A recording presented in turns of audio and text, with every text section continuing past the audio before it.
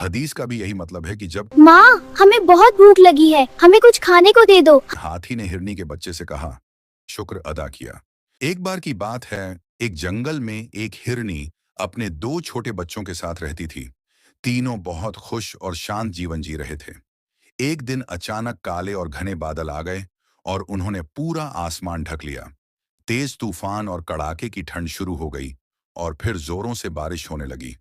कुछ ही घंटों में इतनी अधिक बारिश हुई कि पूरा जंगल पानी से भर गया। खाने पीने का सारा सामान और हरी सब्जियां पानी में बह गईं। हिरनी के दोनों छोटे बच्चे भूख और ठंड की वजह से रोने लगे। वे बहुत कमजोर हो गए थे और उनके शरीर कांप रहे थे।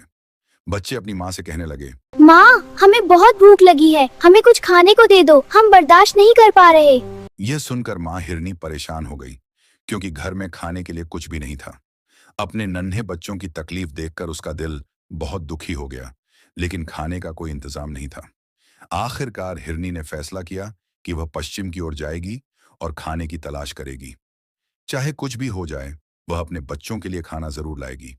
उसने बच्चों से कहा, मेरी प्यारी औलाद, तुम घर में रहना, दरवाजा अच्छी तरह बंद कर लेना और किसी के लिए ना खोलना। यह कहकर हिरनी पश्चिम दिशा की ओर चल पड़ी।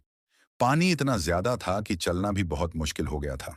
वह फिसलती, गिरती, फिर उठती और आगे बढ़ती रही। वह बहुत थक गई थी, लेकिन अभी तक खाना नहीं मिला था। उसे वापस लौटने का ख्याल आया, लेकिन बच्चों की भूख और उनके रोते हुए चेहरे उसे हिम्मत देते रहे। वह फिर आगे बढ़ती रही।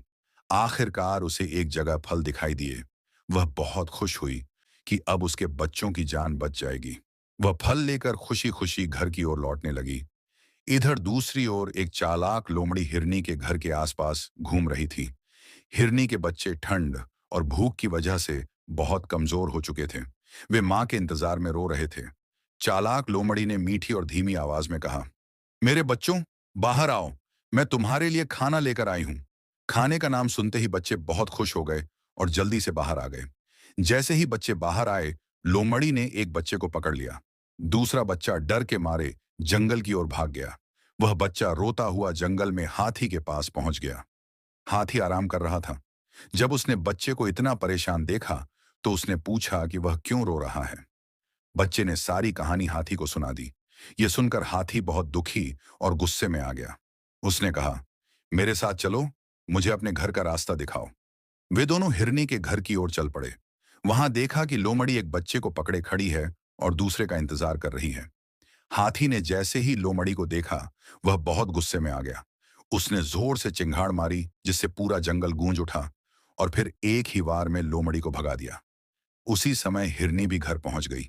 जब उसने हाथी को अपने बच्चे के साथ देखा, तो वह पहले डर गई और हैरान हो गई, लेकिन जब उसे सारी सच्चाई पता चली, तो शुक्र अदा किया। यह बहुत दुख भरा दृश्य था। हिरनी की खुशियां गम में बदल चुकी थीं और सब कुछ उदास लग रहा था। आखिर में हाथी ने हिरनी के बच्चे से कहा, बच्चे, माँ बाप की बात न मानना हमेशा नुकसान देता है और हर मीठी आवाज सच्ची नहीं होती। दोस्तों, हदीस का भी यही मतलब है कि जब कोई अनजान व्यक्ति दरवाजे पर आए, तो पहले पूछो कि वह कौन है। और कुरान शरीफ में भी अल्लाह ताला ने माँ बाप की आज्ञा मानने और उनका सम्मान करने का हुक्म दिया है।